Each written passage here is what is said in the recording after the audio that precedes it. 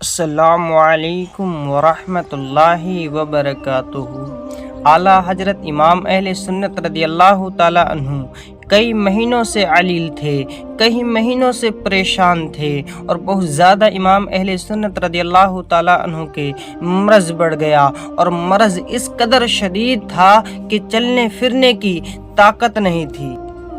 جو پریشان حال ہوتا ہے، جس میں طاقت و قوت نہیں ہوتی ہے، تو شریعت اجازت دیتی ہے کہ ایسا مرض گھر میں تنہا نماز پڑھ سکتا ہے۔ جو پریشان حال ہو اسے مسجد میں جانے کی ضرورت نہیں، وہ گھر میں نماز تنہا پڑھ سکتا ہے۔ مگر امام اہل سنت رضی اللہ تعالیٰ عنہ نماز کو باجماعت کی پابندی کرتے ہیں اور باجماعت نماز ادا کرتے ہیں، تو آپ بہت زیادہ پریشان ہو جاتے ہیں، تو آپ کو لوگ کرسی پر بٹھا کر مسجد تک پہنچاتے، تو امام اہل سنت رضی اللہ تعالیٰ عنہ مسجد میں باجماعت نماز ادا کرتے ہیں۔ اللہ اکبر۔ امام اہل سنت رضی اللہ تعالیٰ عنہ سخت علیل ہیں، سخت پریشان ہیں، مسجد میں کوئی لے جانے والا نہ تھا، تو امام اہل سنت رضی اللہ تعالیٰ عنہ بہت زیادہ پریشان ہو جاتے ہیں، تو امام اہل سنت رضی اللہ تعالیٰ عنہ اپنے گھٹنوں کے بل مسجد میں جاتے ہیں،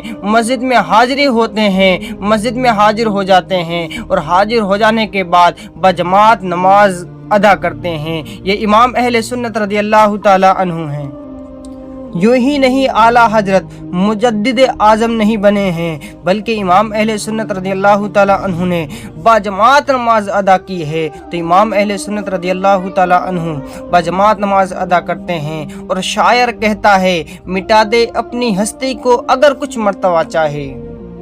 مٹا دے اپنی ہستی کو اگر کچھ مرتبہ چاہے، کہ دانہ خاک میں مل کر گلگزار ہوتا ہے، کہ دانہ خاک میں مل کر گلگزار ہوتا ہے۔ مٹا دے اپنی ہستی کو اگر کچھ مرتبہ چاہے، دانہ خاک میں مل کر گلگزار ہوتا ہے، دانہ خاک میں مل کر گلگزار ہوتا ہے۔ اے ایمان والو اور اعلیٰ حضرت کے ماننے والو، غور کرو اور سوچو کہ ہمارے نمازیوں کا کیا حال ہے، ہماری نمازوں کا کیا حال ہے، کہ نماز بجماعت مسجد میں ادا کرنا تو دور کی بات ہے، گھر میں تنہا نماز نہیں پڑھتے ہیں۔ تو امام اہل سنت رضی اللہ تعالیٰ عنہ کے واقعے سے ہم کو درس اور عبرت حاصل کرنا چاہیے کہ امام اہل سنت رضی اللہ تعالیٰ عنہ سخت پریشان ہیں، طاقت و قوت نہیں ہے، مسجد میں جانے کے لیے طاقت نہیں ہے، مگر جب بھی امام اہل سنت رضی اللہ تعالیٰ عنہ مسجد میں باجماعت نماز ادا کرتے ہیں، اور ہم غور کریں، ہم تنہا ہوتے ہیں